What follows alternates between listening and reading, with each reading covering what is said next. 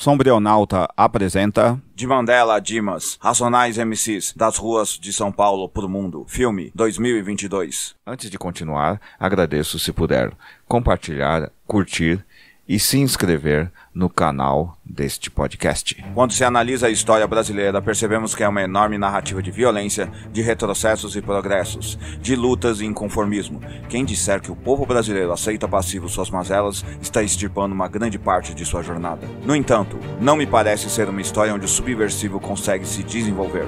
A palavra tem origem no latim subversus, que significa derrubar, destruir, e subversivo, por sua vez, significa a capacidade de derrubar. Via de regra, a cultura e tecnologias subversivas têm como seu objetivo derrubar e substituir as culturas e tecnologias hegemônicas. O cristianismo, em sua origem, por exemplo, tem algo de subversivo em relação ao mundo antigo. Por isso mesmo que às vezes esse tipo de religiosidade exerce certa atração por gente que é antagônica ou no mínimo crítica ao mundo capitalista. Atração não quer dizer lealdade. Qualquer cristão adora o diabo no sentido exato dessa palavra, ou seja, como parte fundante e fundamental de seu pensamento. Em suma, o cristão critica o diabo, mas compreende que se ele sumir, a dialética que cria o Deus cristão também é anulada. Esse mesmo tipo de cultura está presente em certa medida no liberalismo de esquerda, que critica o irmão capitalismo, mas não propõe de fato uma superação do mesmo.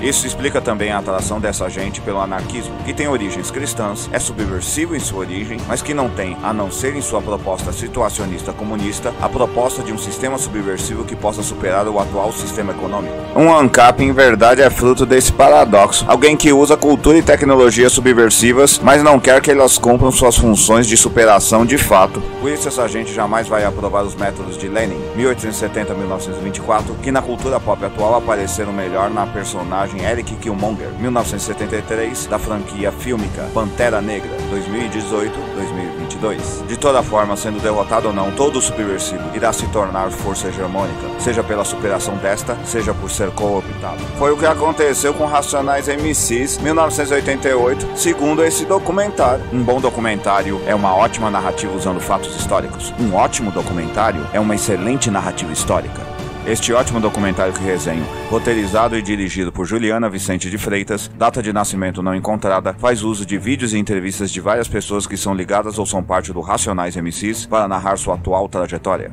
Essa é uma metodologia comum usada nesse tipo de produção no Brasil, simplesmente porque o financiamento para o audiovisual é parco e não temos uma indústria cinematográfica funcional e eficiente nesse sentido, como o historiador e ex-subversivo Paulo Emílio Salles Gomes, 1916-1977, sempre deixou claro. Falta no Brasil a tecnologia adequada de arquivamento, filmagem e produção para se fazer narrativas fílmicas que possam superar as hegemônicas, coisa que fica sintetizada no título de um de seus textos de 1960, que deu origem a uma coletânea deles lançadas em 2016, Uma Situação Colonial.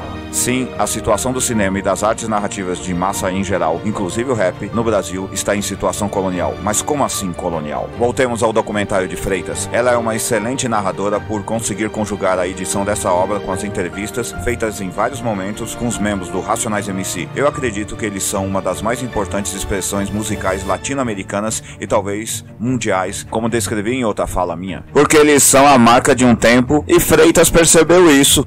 Um dos momentos que marca essa compreensão dela e dos próprios membros do grupo, chamado de banda no documentário, é justamente a de Mano Brown, em que ele fala algo como: não tinha nem chuveiro quente em casa, como eu ia ser porta-voz da periferia? Justamente porque não tinha.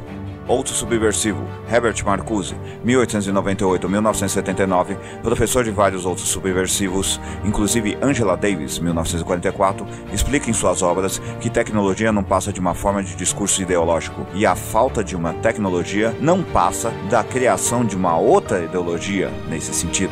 À medida que os membros do grupo apresentam suas narrativas combinadas com as imagens e registros feitos por eles mesmos em seus diversos shows, somos apresentados ao sistema de distribuição e difusão do rap enquanto tecnologia subversiva, que propunha ao apenas narrar a realidade cruel de seus membros, sem perceber claramente uma derrubada do sistema. Essa falta de percepção, em verdade, a falta de uma teoria de superação do pensamento vigente, ou seja, a consciência da necessidade de criar uma ideologia que pudesse suplantar a dominante, é uma situação colonial. Os membros do grupo dão vários depoimentos sobre suas situações como trabalhadores, de como eram os precários sistemas de transporte e habitação, quase agrários, os quais contrastavam com suas idas ao centro da cidade de São Paulo, portador de sistemas mais sofisticados de urbanidade. No trajeto entre periferia e centro está sintetizada a distância entre colônia e metrópole latino-americanos. Essa consciência empírica dada pela arte e amplificada pela violência policial já está subentendida, subversiva, subliminar nos samples escolhidos e editados pelo brilhante KLJ, 1969. Porém, existe outra tecnologia implícita que até mesmo você que assistiu o documentário deve ter passado direto e não levado em conta. A mesma que aparece em Wakanda Forever, 2022, as mulheres. Como disse Friedrich Engels, 1820-1895, em sua obra A Origem da Família, da Propriedade Privada e do Estado, 1884, o que garante o poder no capitalismo é manter o trabalho doméstico em atividade não remunerada, justamente para assegurar que o trabalhador do sexo masculino seja funcional em sua própria exploração.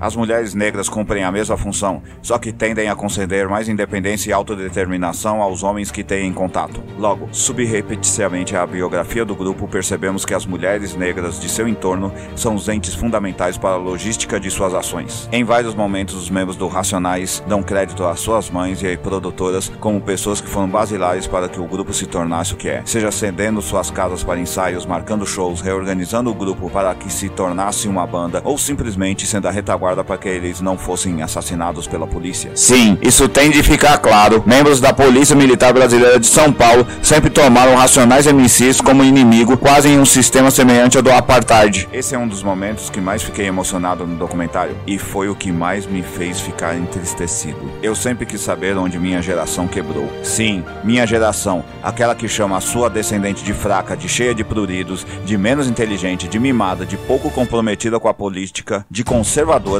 Onde exatamente ela quebrou? Ora, se somos tão fantásticos e revolucionários assim, por que o Irmão Sistema ainda está de pé? Isso não foi obra do Irmão Sistema, foi uma falha nossa. Pior, foi uma rendição. Não foi apenas no Brasil que houve essa situação colonial de rendição sem que o capitalismo tivesse pedido. Na África do Sul, o ex-revolucionário, logo ex-subversivo e também ex-terrorista Nelson Mandela, 1918-2013, também se rendeu. Uai, ele não tinha vencido? Sim, e sua vitória foi essa rendição. Convém não esquecer que a década de 1990 era o tempo dos revolucionários terroristas, e isso tinha seu reflexo até na cultura pop. O Batman de Frank Miller, 1957, e outros personagens eram apenas isso, terroristas. Mesmo depois de Mandela ter assumido a presidência da África do Sul, seu sonho ainda está muito distante, assim como o do Okonto Iweazyi, Lança da Nação em língua Zulu, 1961-1994. Antigo braço armado do Congresso Nacional Africano, 1912.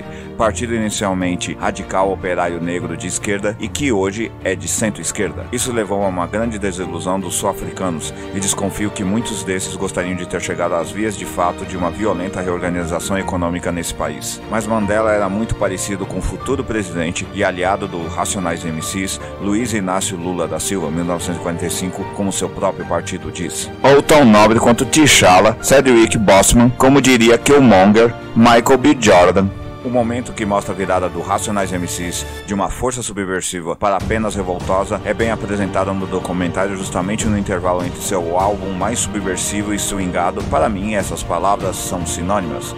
O Raio-X Brasil, 1993, e sua rendição ao sistema em seu melancólico e conservador. Para mim, essas palavras também são sinônimas. Sobrevivendo no Inferno, 1997. O grupo havia conseguido independência financeira e acesso legalizado a armas. Literalmente, eles estavam se tornando o equivalente brasileiro do Partido dos Panteras Negras, 1966-1982. Até mesmo o nome dos dois álbuns acima deixa isso claro. Um tem um título extremamente materialista e científico, e o outro é de cunho religioso cristão. O primeiro tem a música que fez a periferia encarar a si mesmo, e nas palavras deles mesmos, os tornaram portadores do espírito desta. Homem na Estrada, 1993. Ali a música do Racionais MCs deixou de ser subversiva para tomar de assalto a cultura hegemônica. Está sintetizada ali toda a dor de ser um periférico. Letras como Mano na Porta do Bar, 1993, deveriam ser usadas em graduações de história como exemplo de como se faz historiografia. Mas aqui está o problema. Subversivos sem teorias tendem a enfrentar um grande problema caso vençam o Irmão Sistema, ou seja, o que fazer depois da vitória. Essa sempre foi a vantagem de Lenin e Killmonger. Ambos sempre tiveram um plano para destruir o sistema em termos internacionais. O Racionais não tinha, e não havia na intelectualidade brasileira ninguém, nenhuma tecnologia de fato revolucionária nacional que pudesse orientá-los. E as mulheres que lhes davam e dão apoio, apesar de engajadas, brilhantes e bem organizadas, não têm essa pauta subversiva.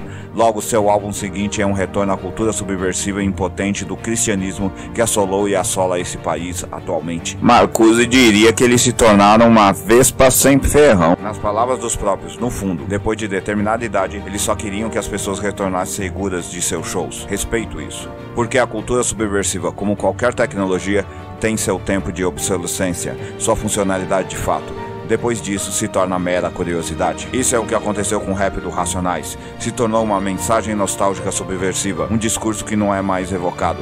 Faz anos que eu não escuto Pânico na Zona Sul, 1989, em um show da banda. Não é à toa que seus álbuns começaram a versar sobre questões introspectivas da negritude, e talvez a pessoa que deixe mais claro o que é a banda hoje é Ice Blue, 1969, ao falar que um negro pode e tem direito de consumir. Esse é o resumo do que o rap se tornou: a defesa do pobre em consumir.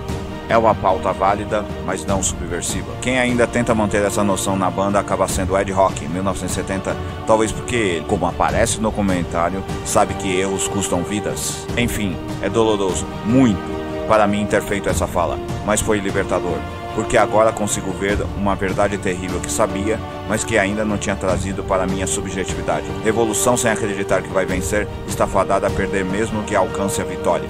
Parafraseando Adão Negro, eu nado em mares de sangue e não me afogo. Todo revolucionário deve saber essa modalidade de nado ou sair da água. E parece que Paulo Galo, sem data de nascimento encontrada, ainda tem muito que nadar. Eu usei uma série de personagens fictícios aqui, justamente para demonstrar que esse tipo de pensamento revolucionário está presente em nossas ficções como sistema de vilania. Logo não foi suprimido e nem será.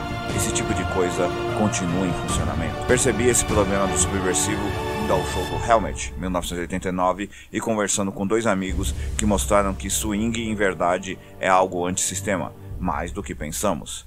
Todas as nossas políticas identitárias têm tentado destruir o subversivo, mas se recusam a criar tecnologias para sua superação e estão pagando caro por isso. A Copa do Qatar mostrou ao Pink Money como eles serão os próximos, depois do feminismo, a serem abatidos pelo irmão sistema. Em tempo, ser subversivo sem ser comunista só te leva a terminar votando no PT, 1980. Se você apreciou, compartilhe nas suas redes sociais. Dê um curtir se você estiver no Facebook. Dê 50 palminhas se você estiver no Medium. E dê finalmente um curtir e um compartilhar se estiver no Facebook. Ou, se estiver no WhatsApp, envie para seus amigos. Se estiver no TikTok, compartilhe também e divulgue. Se estiver no YouTube, se inscreva em nosso canal. Até mais. Até a próxima. Obrigado.